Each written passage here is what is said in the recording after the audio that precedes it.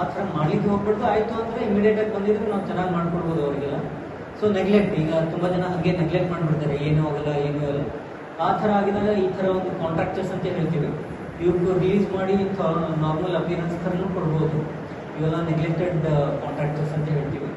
ಆಮೇಲೆ ಮುಖಕ್ಕೆ ಈಗ ಯಾವುದೇ ಥರ ಮುಖದ್ದು ಸಮಸ್ಯೆ ಇತ್ತು ಅಂತಂದರೆ ಈ ಪೇಷಂಟಲ್ಲಿ ಒಂದು ಕಡೆ ಮುಖ ಬೆಳೆದೇ ಇಲ್ಲ, ಇನ್ನೊಂದು ಕಡೆ ನಾರ್ಮಲಾಗಿ ಬೆಳೆದಿದೆ.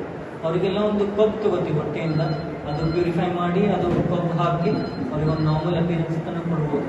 ಸ್ಕಾರ್ ರಿವಿಷನ್, ಮುಖದ ಮೇಲೆ ಯಾವುದೇ ಥರ ಸ್ಕಾರ್ಸ್ ಇದೆ ಅವಕ್ಕೊಂದು ನಾರ್ಮಲ್ ಅಪಿಯರೆನ್ಸ್ ಕೊಡ್ಬೋದು.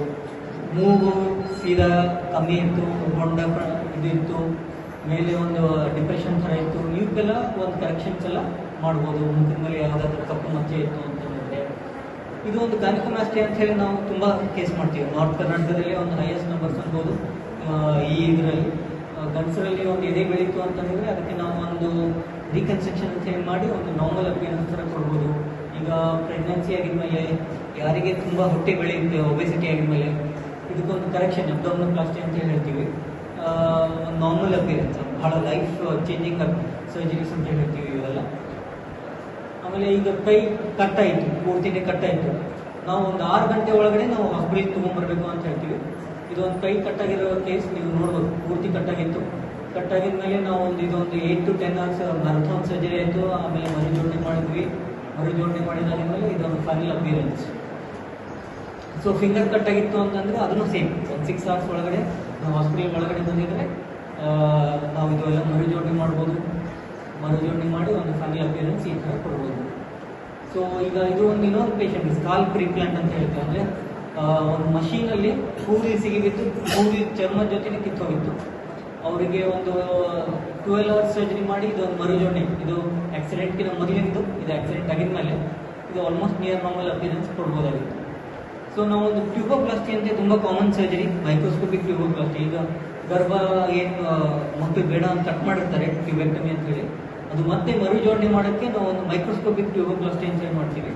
ಸೊ ಈ ಥರ ಒಂದು ಟ್ಯೂಬೋಪ್ಲಾಸ್ಟಿ ಮಾಡಿ ಅದರಿಂದ ಒಂದು 75 to 80% ಜನಕ್ಕೆ ಮಕ್ಕಳಾಗ್ಬೋದು ಅಂತ ಹೇಳ್ತೀವಿ. ಸೊ ಇವೆಲ್ಲ ಕೇಸಸ್ ಇಲ್ಲೇ ಆಗ್ತಾ ಇದೆ ಕಲಬುರಗಿಯಲ್ಲಿ. ಇಲ್ಲಿ ತುಂಬ ಕೇಸಸ್ ಮಾಡ್ತಾ ಇದೆ, ಪ್ರತಿ ತಿಂಗಳು ಒಂದು 40 to 50 ಸರ್ಜರೀಸ್ ಆಗುತ್ತೆ.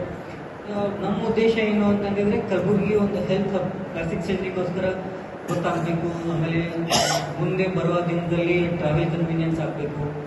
ಸೆಕೆಂಡ್ ಥಿಂಗ್ ಇಸ್, ಬರೀ ಪ್ಲಾಸ್ಟಿಕ್ ಸರ್ಜರಿ ಹಾಸ್ಪಿಟಲ್ಸ್ ಡೆವಲಪ್ ಆಗಿದ್ರೆ ವರ್ಕ್ ಆಗಲ್ಲ.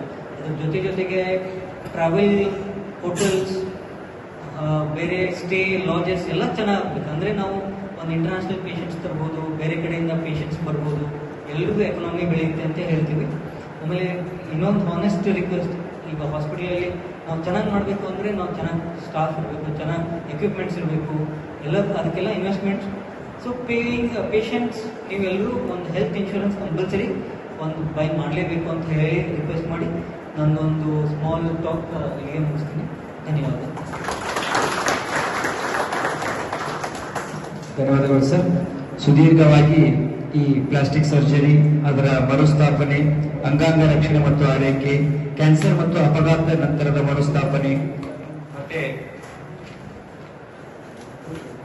ತುರ್ತು ಚಿಕಿತ್ಸೆ, ಆಧುನಿಕ ಸೌಂದರ್ಯವರ್ಧನೆ ಮತ್ತು